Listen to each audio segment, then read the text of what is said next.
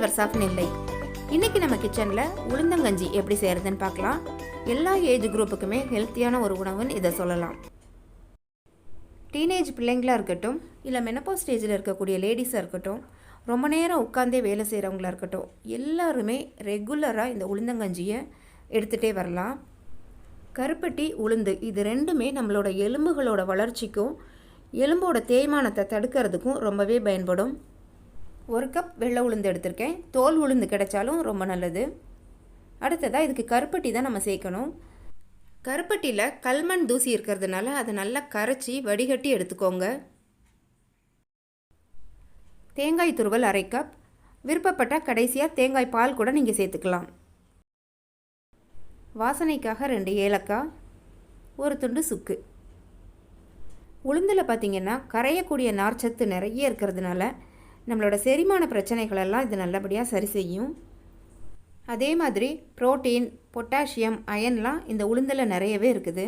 இப்போது இந்த உளுந்தை நல்லா 2-3 தடவை நல்லா கழுவிட்டு தேவையான அளவு தண்ணீர் ஊற்றி ஒரு 1/2 மணி நேரம் ஊற வச்சு எடுத்துக்கலாம்.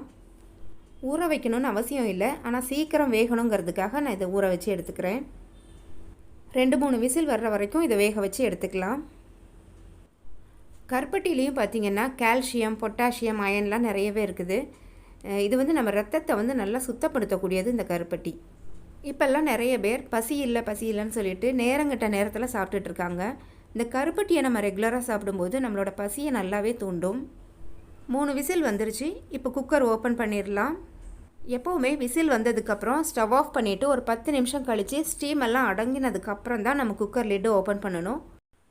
பிகினர்ஸ்காண்டி இந்த டிப். உளுந்து நல்லா வெந்திருக்குது, இருந்தாலுமே நல்லா மசிச்சு விட்டுக்கலாம், இல்லைனா முழுசாக நிற்கிற மாதிரி இருக்கும். கருப்பட்டி சேர்க்கறதுக்கு முன்னாடியே நம்ம நல்லா மசிச்சு எடுத்துக்கணும்.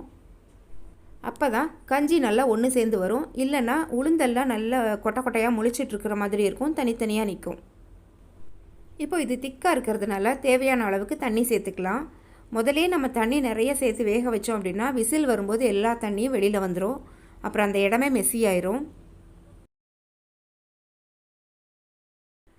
உங்களுக்கு எந்த அளவுக்கு குடிக்கிறதுக்கு தகுந்த மாதிரி பதம் வேணுமோ அந்த அளவுக்கு தண்ணீர் சேர்த்துக்கலாம். விருப்பப்பட்டால் கடைசியாக தேங்காய் பால் கூட நீங்கள் சேர்த்துக்கலாம்.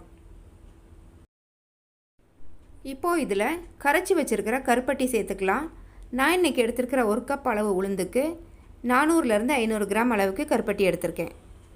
இனிப்பு கொஞ்சம் கூட இருந்ததுன்னா டேஸ்ட்டு ரொம்ப நல்லாயிருக்கும். உங்களோட டேஸ்ட்டுக்கு தகுந்த மாதிரி கூட குறைய சேர்த்துக்கோங்க. இந்த மாதிரி ஹெல்த்தியான கஞ்சிலாம் நம்ம ரெகுலராகவே எடுத்துக்கணும். இப்போ சண்டேலாம் பார்த்திங்கன்னா வீட்டில் எல்லாருமே இருப்பாங்க. அன்றைக்கி மட்டும் எல்லாருக்கும் பிரேக்ஃபாஸ்ட்டாக இந்த கஞ்சியை செஞ்சு கொடுக்கலாம். இது குடிக்கிற பதம் வேணும் அப்படின்னா இன்னும் கொஞ்சம் கூட நீங்கள் டைல்யூட் பண்ணிக்கலாம். இல்லைனா ஸ்பூன் போட்டு சாப்பிட்றதா இருந்தாலும் சாப்பிடலாம். திக்காக எடுத்துக்கிட்டோம் அப்படின்னா நல்லாவே பசி தாங்கும். உடம்புல பலமே இல்லை, ரொம்ப சோர்வாக இருக்குது அப்படி ஃபீல் பண்ணுற நேரங்களில் இந்த கஞ்சியை நீங்கள் எடுத்துக்கிட்டிங்கன்னா உடம்பு ரொம்ப புத்துணர்ச்சியாக சுறுசுறுப்பாக இருக்கிற மாதிரி ஃபீல் பண்ணுவீங்க. அதே மாதிரி ரொம்ப டயர்டாக இருக்கும்போது கருப்பட்டி காஃபி குடிங்களேன், ரொம்ப ஃப்ரெஷ்ஷாக ஃபீல் பண்ணுவீங்க. அடுத்ததாக தேங்காய் துருவல் சேர்த்துக்கலாம்.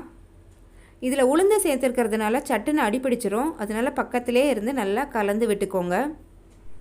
சட்டுன்னு செய்யக்கூடிய ஒரு பிரேக்ஃபாஸ்ட் ரெசிபி தான் இது. கடைசியாக வாசனைக்காக சுக்கு ஏலக்காய் சேர்த்துக்கலாம்.